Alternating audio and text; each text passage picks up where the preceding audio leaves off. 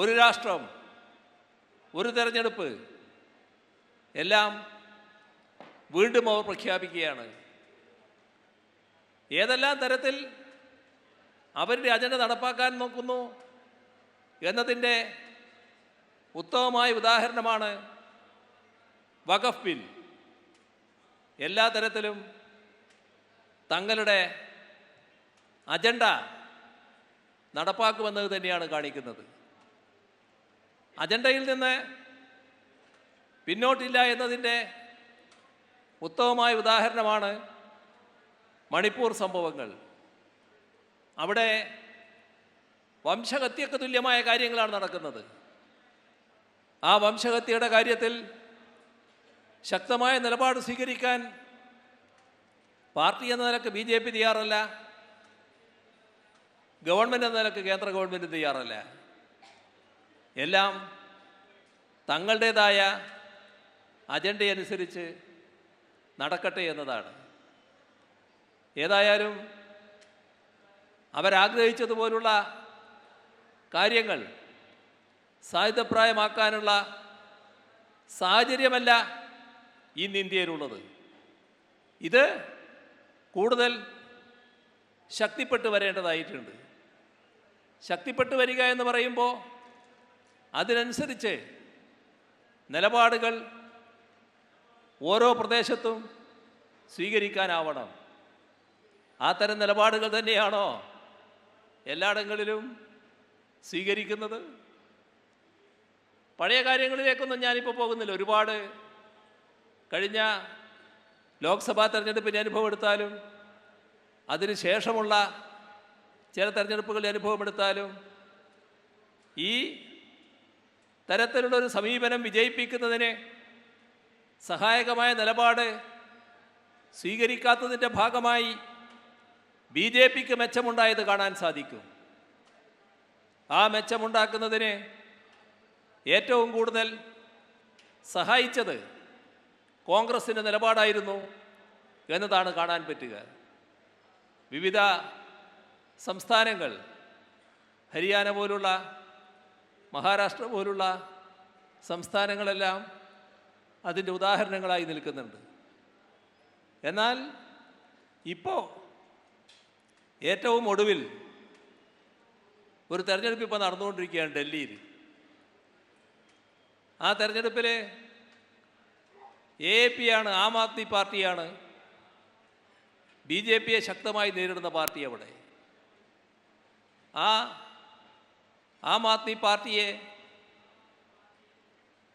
ഏറ്റവും ശക്തമായി എതിർക്കുന്നത് ഇന്ന് ആരാ? കോൺഗ്രസ്. ആരെയാണ് സഹായിക്കുക? BJPയെ. BJPയും ആം ആദ്മി പാർട്ടിയും തമ്മിലാണ് മത്സരം അവിടെ പ്രധാനമായിട്ട്. കോൺഗ്രസ് അവിടെ നേരത്തെ ഞങ്ങൾ ഭരിച്ചതാണെന്നൊക്കെ പറഞ്ഞാലും ഇപ്പോൾ ഒരു ശക്തമായ സാന്നിധ്യമല്ല. ആ യാഥാർത്ഥ്യം ഉൾക്കൊള്ളാൻ അവർ തയ്യാറല്ല. ഉള്ളത് ആം ആദ്മി പാർട്ടിക്കെതിരെ തിരിച്ചുവിടാനാണ് നോക്കുന്നത്. അതിൻ്റെ ഗുണം സ്വാഭാവികമായി ലഭിക്കുക BJPക്കാണ്. ഇതാണ് നമ്മുടെ രാജ്യത്ത് ഇത്തരമൊരു ഘട്ടത്തിൽ പോലും കോൺഗ്രസ് സ്വീകരിക്കുന്ന സമീപനം. രാജ്യത്തിൻ്റെ അതിദയനീയമായ അവസ്ഥ, ആ അവസ്ഥ ജനങ്ങൾ ഉൾക്കൊണ്ട് അക്കാര്യത്തിൽ പ്രതികരിക്കാതിരിക്കണം എന്ന നിർബന്ധം BJPക്കുണ്ട്. അതിനവരുപയോഗിക്കുന്ന സൂത്രവിദ്യ വർഗീയ സംഘർഷം സൃഷ്ടിക്കലാണ്, വർഗീയ വികാരം ശക്തമായി വളർത്തലാണ്. ആളുകളിൽ വർഗീയ വികാരം ഉയർത്തി ഒരു പ്രത്യേക മനോഭാവത്തിൽ അവരെ എത്തിക്കുകയാണ്.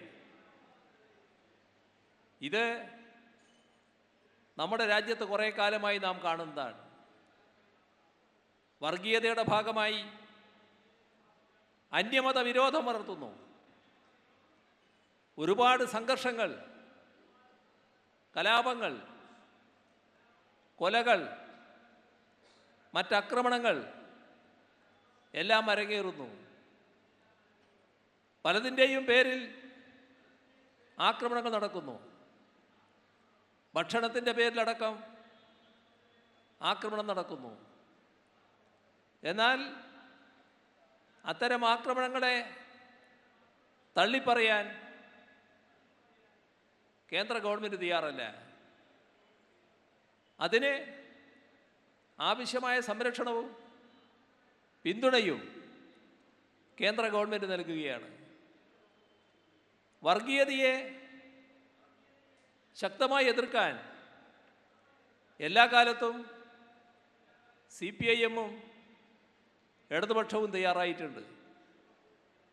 ഒരു ഘട്ടത്തിലും വർഗീയതയോട് സമരസപ്പെട്ടു പോകാൻ CPIM തയ്യാറായിട്ടില്ല. രാജ്യത്തിൻ്റെ ഇതേവരെയുള്ള ചരിത്രം പരിശോധിച്ചാൽ അത് വ്യക്തമാകുന്നതാണ്. ഒരിടത്തും ഒരു കളങ്കവും CPIM-ൻ്റെ ഭാഗത്തുണ്ടായിട്ടില്ല എന്ന് കാണാൻ പറ്റും.